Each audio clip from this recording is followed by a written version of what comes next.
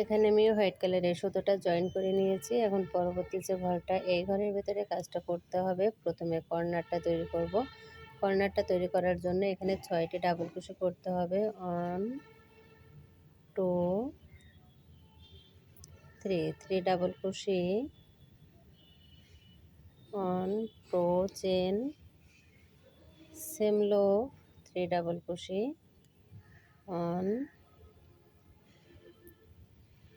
2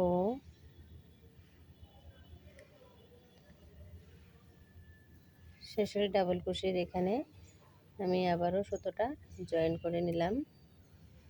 join করে পরবর্তী যে ঘরটা, এই ঘরের ভেতরে আবারও কাজটা করতে হবে। এখানে 3টি ডাবল ক্রোশে করব।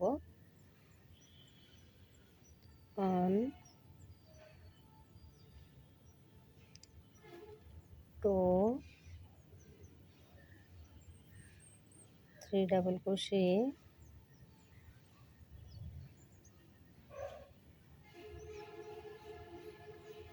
নেক্সট লো 3 ডাবল ক্রোশে, 1 2 3 লাস্ট ডাবল ক্রোশের এখানে হোয়াইট কালারের সুতোটা জয়েন করে নিলাম। তো আশা করি আপনারা দেখে বুঝতে পারছেন কিভাবে কাজটা করতে হয়, সুতোটা কিভাবে জয়েন করতে হয়। এখন এই যে আবারও কর্নার, এই কর্নারে কাজটা করতে হবে। 3টি ডাবল ক্রোশে করব প্রথমে। 1 2 3 double crochet, 2 chain,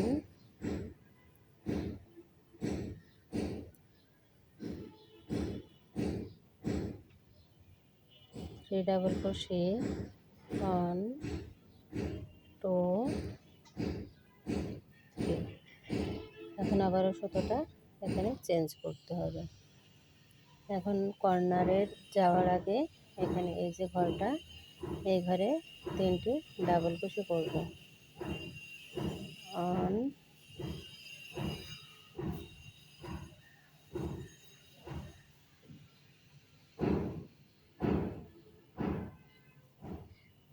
2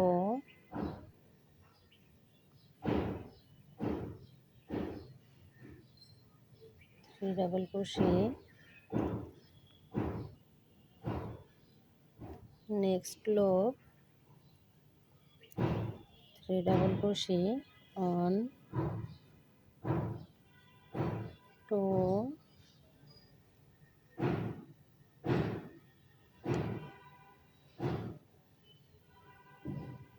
3 double crochet,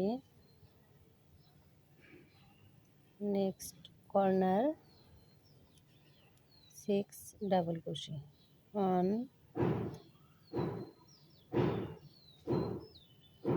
2 3 double crochet, 2 chain, 1 2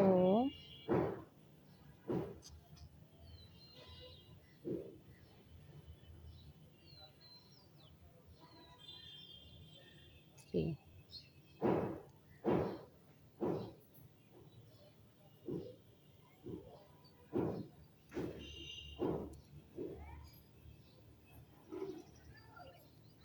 slip stitch. তো এই রাউন্ডটা আমার কমপ্লিট হয়ে গেল। কমপ্লিট হওয়ার পরে দেখুন দেখতে এরকম হয়েছে। হাত দিয়ে এভাবে করে একটু টেনে নেব সুতোর কাজ। আর এখানে যেহেতু অনেক কালারের 3 কালারের সুতো দিয়ে এখানে জয়েন করছি, এর জন্য একটু কাজ করার সময় দলা হয়ে যাবে, তবে ফিনিশিংটা দেওয়ার পরে কিন্তু এটা অনেক সুন্দর লাগবে দেখতে। তো এ পর্যন্ত কাজটা আমার অলরেডি হয়ে গেল, আর 2টো রাউন্ড বাকি আছে।